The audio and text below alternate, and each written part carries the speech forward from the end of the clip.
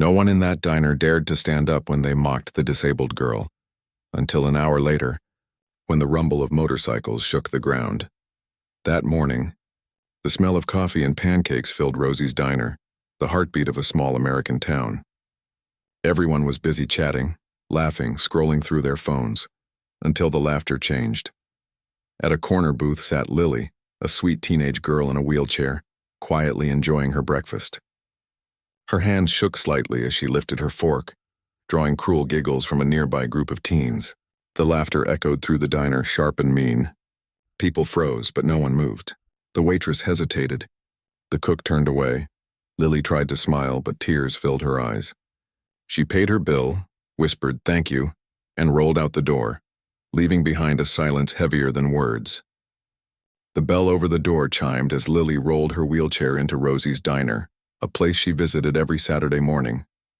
The smell of coffee, the clinking of plates, the hum of quiet chatter. It always felt like home. She smiled shyly at Marla, the waitress who usually greeted her with warmth and made her way to her favorite booth near the window. But today felt different. At the far end, a group of teenage boys snickered as she passed. One of them, tall and smug, whispered something cruel, and the others burst into laughter. Lily tried to ignore them, focusing on her pancakes, but their laughter cut deeper than words. "Look at her," one muttered. "Wheels can't even reach the counter." Another mimed pushing a chair, mocking her every movement. The diner fell silent. Eyes turned, but no one spoke. Not even Marla. The clatter of forks and laughter from other tables died out, replaced by the heavy sound of shameful stillness.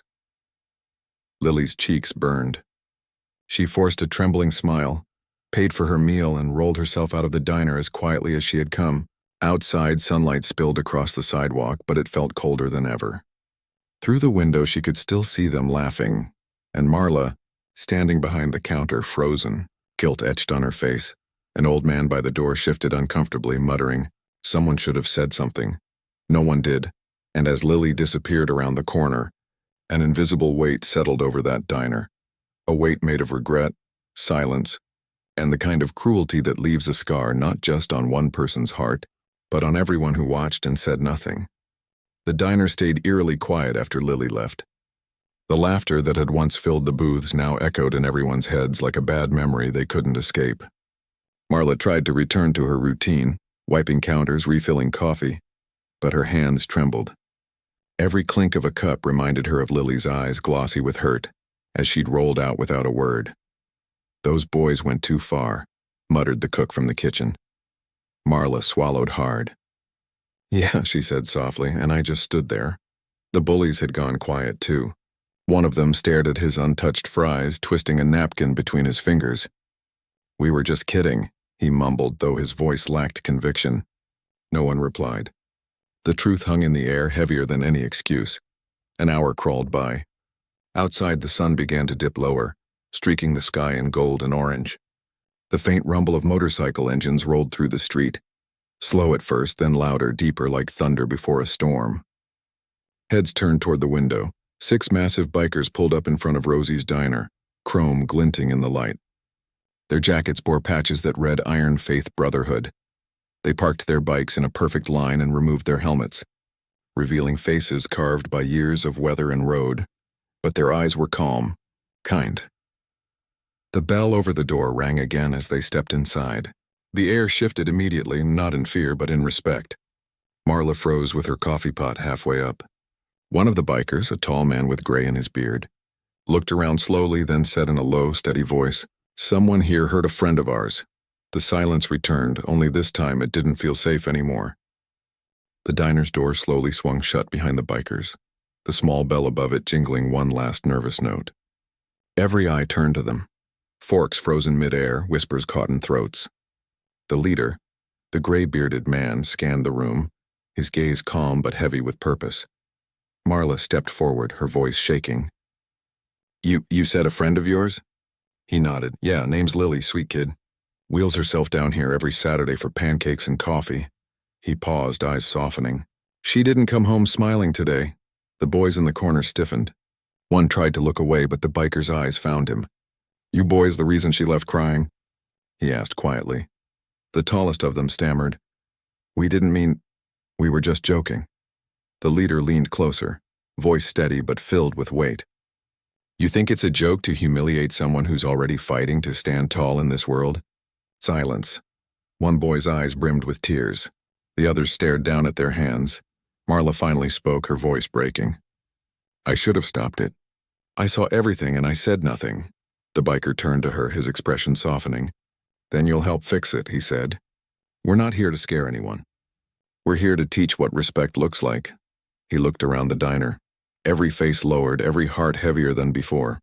You don't fix cruelty with fear, he said quietly. You fix it with courage. Marla's eyes welled up. What can we do? The biker smiled faintly. You'll see. But first you make things right. He turned toward the door and motioned to the others. Let's bring her home.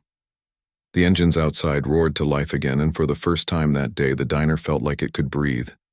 The sound of motorcycle engines echoed down Maple Street as the bikers rolled toward the quiet neighborhood on the edge of town. Marla followed in her old sedan. The teenage boys squeezed in the back seat, their heads hung low, guilt riding heavier than the rumble of the engines ahead. They stopped outside a small white house with a ramp leading up to the porch. Lily sat near the window, her yellow sweater glowing softly in the afternoon light. When she saw the line of bikes pull up, her eyes widened in surprise. The gray-bearded biker approached her gently, helmet in hand.